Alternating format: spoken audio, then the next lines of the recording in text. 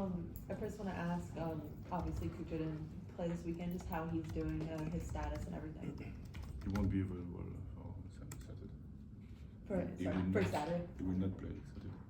And is that precaution for what's coming up, or is that just based off, are you going week to week, just determining how to set? Week to week and size up the good opportunity and what is best for him and for the team. And also Marino, I know he was helped off the field on Saturday. How is he doing? He trained Monday, so everything was okay apparently. Because we were afraid, but he had nothing, so it was good. And now, how are you feeling at this point this week compared to when we talked to you last Monday after the Cincinnati game? Just what's the difference in feeling after getting those 2 wins, and just the difference in just the team energy and everything? Obviously, in terms of results, we are feeling good.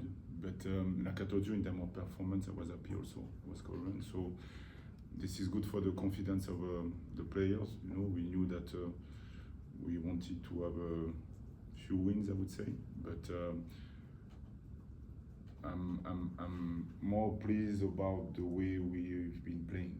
You know, depending on the different style of play that we had. So that's why, for me and the staff, we are happy with that. But the player, obviously, this is good for them. And I remember you mentioning a little while back that all the games kind of leading up to Pachuca you're gonna kind of take elements from those games. I know Orlando, you mentioned the Heat. Can you just expand a little bit on that and what you're looking to see, just how they perform in that kind of environment, just the weather and everything? No, listen, yes, it's true that I said that, and this is something that I think, but doesn't change too much, you know, to be honest with you, in terms of the way we prepare each game, because when we play a game, the idea is to see what we need to get better at, what we did well, so we do corrective, or we adjust certain things. After that, Pachuca, yes, we know that the weather is going to be hot, and the environment is going to be different, and the style of play also. So we try to take every stuff that we think that it could be good for the players to maximize against Orlando and against also Pachuca. So every game since Cincinnati, we adjusted certain things. So Cincinnati was we were not good between rushing and playing fast. The game against Montreal, we were really good to size up this good moment to play with the tempo. The game against Chicago, we did really well to find the free man. So between the line, you know, they were doing a man mark, so we were good to find the third man, you know. So it was good to see that, and the game against Orlando is going to be how to manage, you know, the opposition, the hit, so the tempo of the game, so every phase of play. And I know you guys have been hit with some minor injuries this season, but overall it feels like the team has been managing to stay healthy and recover fairly quickly as well. Mm-hmm. Can you just expand a little how the team as in a whole, just the recovery, how the staff have been involved with that, and then how does a full week of training help with that as well? No, listen, all the credit for Jules and his staff, you know, with Chris and all the medical staff. You know, I am all the time in front of you, but there is a lot of people behind me, and they do a good job. Simple as that. You know, in terms of to be details, try to be proactive, try to anticipate also. And what I've learned also is I have to trust my colleagues. You know, and sometimes yes, I want to do more for the practice, but I've learned that I have to accept that, and I have to adjust myself, and also good credit for the players, because they knew that they would have many games to play. They take care of themselves, you know, about on the pitch, but also off the pitch. And yeah, this is a mix of everything. So for the moment, it has been pretty good. So we'll see in a few months. Coach, recently you talked about your concern about the number of times your team has been fouled. Just looking at the history with Orlando. Well, first let me ask you about Chicago. They matched their fouls in the second half. Were you pleased with the way your team responded to the physical nature of the opponent on Saturday night? Yes, I was pleased because when I made the team, it took me a long time to decide who I'm going to put on the team because of the game of Cincinnati and Montreal. We had a specific topic, in terms of how to play with the tempo, how to manage the tempo, and how to recognize when we have to play quicker or not. So I wanted to use the fatigue of my players to see if against Chicago they were able to do it. Because under fatigue, under fatigue, one of the tools to be able to have a good performance was really to play with the rhythm and to stay focused on really, okay, I am tired, but is it possible to take care of the ball? Is it possible to have the good distance between the players? Is it possible to adjust all these type of things? And it was unbelievable because after I was not happy. Because we lost, we had many turnovers, and at the same time I was happy because of that I was able to show them that it was not about tactic, it was not about technique, it was about the brain to try to keep this intensity high. So, and they responded really well. So that's why for me I was pleased about the performance against Chicago, because it was not an easy task for the players. I could have changed, I could have rotated players, but it's not easy also for the player. We don't play a lot, but this is my job also, I understand that. But when they came in also they did well. So good performance, really good performance, and mature performance, because we were not, in terms of expected goal, I would say, even though sometimes I don't trust expected goal because the tap-ins that don't count on that. But we were not so, we did not attack many times the box, but we were clinical. And I really, really enjoyed that. So that's why Chicago for me was a good game. How new is it that one of the ways in which you're beating the press from opponents is that checking back run from your front runners? Christian, Diego, Cucho, when he's in there, in the middle. I mean, we see you trying to build numbers on the side, but in the middle now you have that option where that player is checking in the middle and creating that outlet. Yeah, because again, that's why my job is fascinating. He's a good facilitator. No, he's a fascinating. Fascinating. Yeah, because I have to find solution. Because now opposition try to press us a little bit more. They press us more and they are low quicker. So it depends, So that's why we need to be connected, with the players, or between the line or behind the line. So that's why the cues and the timing and the decision making between 2 or 3 players, it's really important. That's why the idea is to get numbers around the ball. Sometimes my job is to give them platform to find a time edge on the opposition. But what I like about my players is I am really demanding with the distance, but within that they find the free player and they do it well. And after that, depending the game plan, depending the space that we see, we start one way, after 20 minutes we can change. This is interesting to see the way they adjust, because against Chicago we change every 20 minutes, we change the animation, with the system that we play. So I would say for me this is the animation. So we started one way, we change around 25 minutes. After that, halftime we change again, and around 65 minutes we change again, and they did it well. So that's why I'm pleased with that. So yes, connection between players to see if we need to attract them or if we need to use the space behind or on the side. Great. That's the idea. Back to the fouling thing, I know as a coach you probably have to be careful not to put too much emphasis on any one area, because you don't want to lead your players down a path where that's the only focus. However, Orlando last year, 2 regular season meetings, over 15 fouls from them. Eastern Conference semifinals, 17 fouls, 9 yellow cards and a red card. It's possible you're walking into another den of foul-laden play on Saturday. What's the balance for you as a coach as you prepare your team for that? Again, with a lot of humility, I like when teams make foul on us. And I like when referee whistle. Because it stops play? Yeah, no, because Chicago, it could have been more fouls and could have been more yellow cards and so on, but they didn't do it. So I have no problem when I face a team that they try to kick us, because this is football. Yellow card, red card, a team who wants to be really aggressive against us, this is football. So I like that because again we have to find another tool.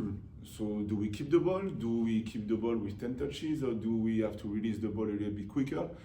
Do we have to keep the ball to be in between? So it's all about how you can read the play to have an advantage on the opposition. So for me, we know that Orlando, this is, and Oscar he likes to say that, he likes to see his team really aggressive, and Orlando, this is the way they play. They have also good players, they can play also good football. So they do both. So for me, this is a really good game to play because again,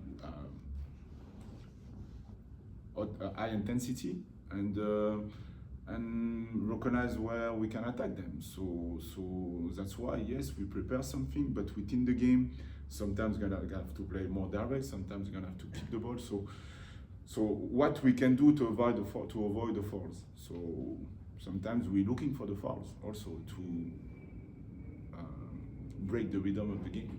So there is many things that we try to do, but listen, fouls this is the part of the game. So I have no issue with that. I have only an issue when the referee can protect a little bit better our players. But don't get me wrong, I know that to ref this is not easy also. So just communication and coherence.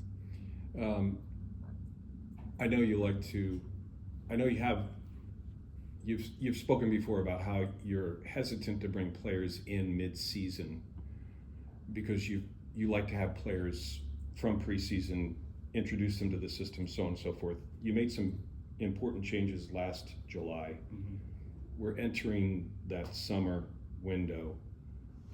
Have conversations within your circle begun as it relates to what the team might need in terms of a profile of a player or two? To be honest with you, we do a meeting every month. Okay. So to be on the same page and to have a clarity, because again, yes, I am the technical leader, but also people have to understand what we want to do, and also they need time also to be proactive. So since I've been a coach, the vision that I have is doors are always open to maximize and to help the team to get better, both sides. So sometimes it could be a player who wants to leave. I'm not a type of coach that I'm gonna say to the player to stay if he wants to leave. This is for me the situation. And also, if we need to bring new players, we're gonna do it also. So the idea, and if we don't move, if we don't do a move, you can do that also. So I'm really open about the moment also, the need in the moment, and but I will not add player just to add player. I don't like that. There is all the time, like everyone, but an idea behind that. So that's why, yes, opportunities, but if we don't have to make move, we will not do it. But if we have to do it, we will do it. Thank you. Coach, on Saturday you talked about you want your team to compete with their brain. Can you just elaborate on how that approach influences the tactical decision making and in the moments during games? Yeah, because the brain, as you know, control everything. So it was the topic against Chicago because I knew that they were tired, and you know, when you are fresh, so the brain send a signal to your body, lower body, and your feet to make the action. But when you are tired, the signal is slow.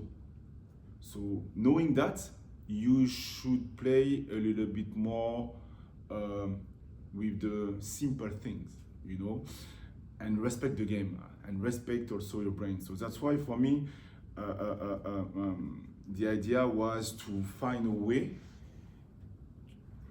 to trigger my players to, okay, normal, but now what can you do as a team and individually, sorry, to compete with your brain? Because there is all the time the little voice behind you saying that, hey, I'm tired. Yeah, but if you stay in the moment, if you stay in the action, it's gonna be better for you to compete with this kind of little voice behind you. So this is all this kind of thing that we try to reproduce. You know, sometimes when we can train on the pitch. I'm gonna give you an example. So we can do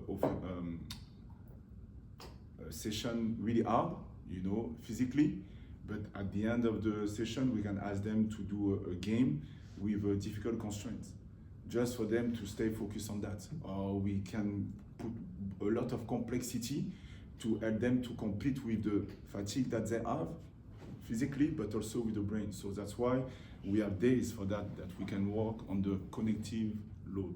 You understand? Mm-hmm. Mm-hmm. So yeah, so this is all this kind of thing because I believe that this is the key point for to be consistent.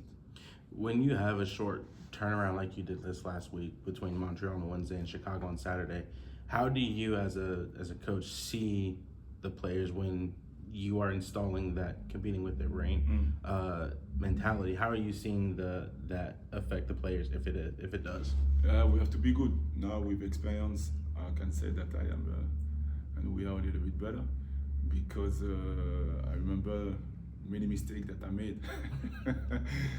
Try to give many informations, and the player were like, okay, but they had no clue. So it's all about balance between freshness and priority. And so again, if you focus on us, it's gonna be easier to bring all these kind of small details because they get used to it. You understand what I mean? But if you put all the time the focus on the opposition, when you want to change something, it's gonna be maybe difficult for them. So we stay all the time focused on our concepts, and it's all about nuance between concepts. And when we don't have enough days, it's all about simple things, but also clarity about why we want to do what we do. Thanks, Coach. Coach, you said the first half on Chicago, you guys played a little sloppy, you know, with the turnovers and making mistakes. Is that something that one of your primary focuses in training this week is trying to clean up those, you know, turnovers and some of those mistakes? Sloppy, I don't know if it was the good word, but I mean, you know, we didn't have the urgency, I would say, at certain moments with the ball. That's why we made few turnovers. But no, I haven't. We didn't do anything regarding that because this is a day-to-day work. You know, I knew why they did it, and they were like this. So at the end of the game, I had a discussion with them regarding that, and the idea is to move forward. And obviously, every day we work on that. You know, so I'm not concerned about that because it was not during all the first half. It was at specific moments, but key moments. You know, and the same players many times. So that's why I use this to show them certain things or to discuss with them. But I'm not concerned with that. It could happen, and it's gonna happen again.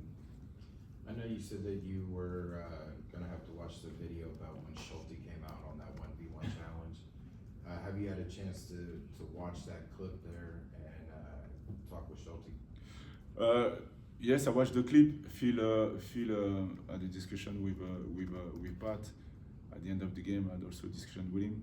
So he's going so quick. This is so fast, you know. So I understand why it didn't come up, a little bit quicker. So I want him to. I don't like to put confusion, when I try to avoid that. So I know that Phil worked with his goalkeeper family, on this specific topic yesterday. But again, same action, less wind, maybe he gets the ball, So that's why this is just to be aware about this. Like I told you, for me, it's really important that 99% I bring clarity and it's clear. And the 1% is the most important because this is the decision making in the moment. So he decided to be in between, or okay, I got it, I understand, but the next one, is it possible to adjust himself? This is the idea. You guys are going up against a struggling Orlando team this weekend. How do you prepare to going up against a team that struggles?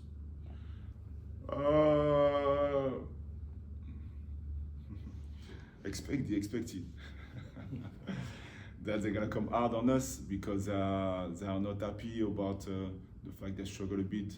But the last 2 games they've been better. So they're gonna play at home. So it's gonna be really aggressive also. So this is all the context that I'm gonna put to prepare my player, not to be afraid or scared of something, just to prepare the player. And after that, be again clarity and specific on what we want to do defensively and offensively. So we'll see if they're gonna change the system because they've been playing in a different system the last 2 or 3 games.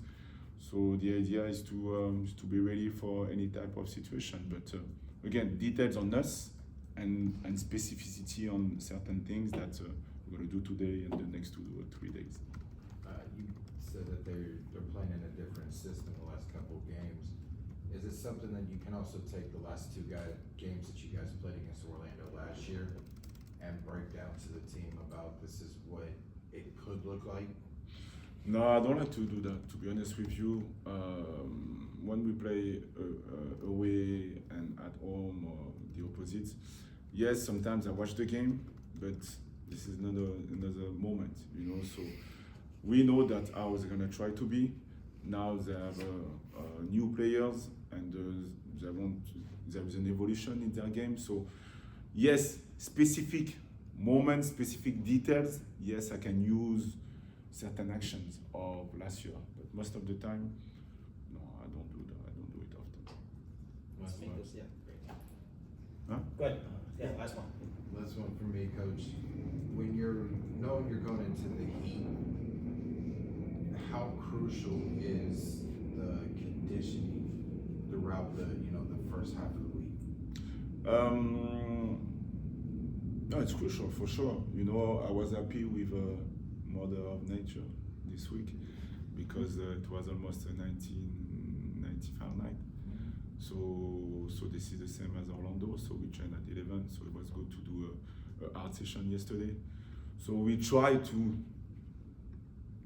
replicate, this kind of situation. But after that, this is more off the pitch preparation: sleep well, eat well, drink well, and after that, be good tactically and technically to control a bit the game. For me, this is the key point. If we run after the ball, after 20 minutes, we're gonna be dead. If we are able to do both or to keep the ball a little bit more longer than them, it could be easier to repeat the action at a high intensity. So for me, this is the key point: the ball all the time, the ball. Thanks, everybody. Thanks, Coach.